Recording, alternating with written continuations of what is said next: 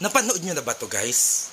Ito yung mga interview na babasag sa mga naratibo ng BBM supporters at ng mga kakamping. Sana talaga hindi totoo ang mga sinabi na to ni Chis Escudero sa interview niya kay Karen Davila. Kasi kung totoo ang mga ito, nako, yung mga naratibo nila tungkol sa pag-ugnay sa pangalan ni Duterte sa Pogo ay sirang-sira na. Pakinggan na agad natin.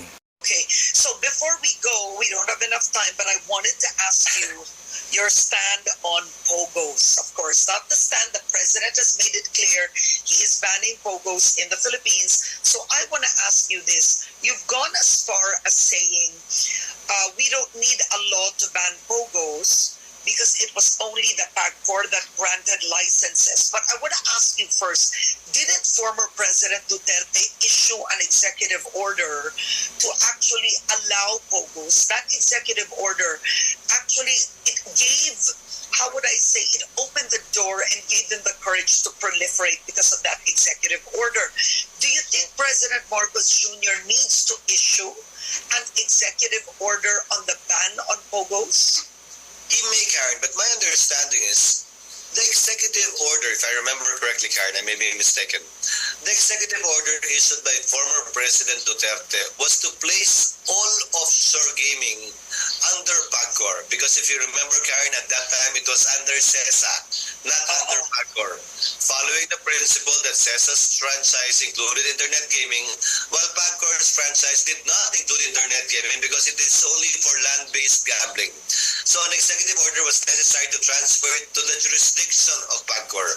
But the licenses themselves, from CESA issuing the licenses in Cagayan before, to PAGCOR issuing the licenses. But it was only a transfer of jurisdiction. Now, Karen, much has been talked about the bill or the law, taxing Pogos.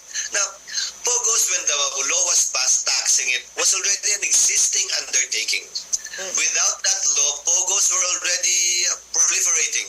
Pero mababa yung buwis na binabayaran nila.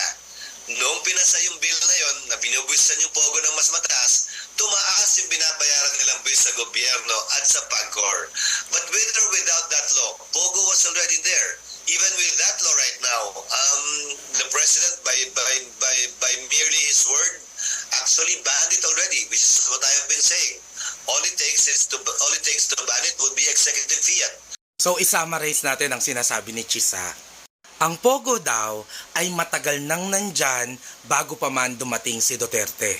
Hindi lang matagal nandyan, dati na siyang nililisensyahan pero hindi sa PAGCOR, sa CESA. So bago pa si Duterte, legal na siya at binibigyan na siya ng mga franchise o lisensya. So hindi pala si Duterte ang nag-legalize ng Pogo at hindi pala si Duterte ang nagpadami ng Pogo sa Pilipinas.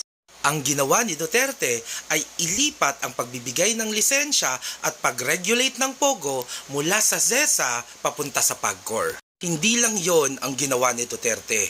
Ang isa pa niyang ginawa ay taasan ang tax ng mga Pogo. Sabi nga ni Chis Escudero sa interview, kahit wala pa yung executive order na yun ni Duterte, ay nagpo-proliferate na ang Pogo dito sa Pilipinas at may lisensya na sila. Akala ko ba si Duterte ang rason kung bakit dumami ang Pogo dito sa Pilipinas? Eh kung tinaasan mo ang tax nila, ini-encourage mo ba silang dumami? Kasi 'di ba, kung ini-encourage mo ang isang industriya na dumami, 'di ba dapat binababaan mo pa yung tax nila? Actually, ang ginawa ni Duterte ay taasan pa ang tax ng mga Pogo na mas magpapahirap sa sitwasyon nila dito.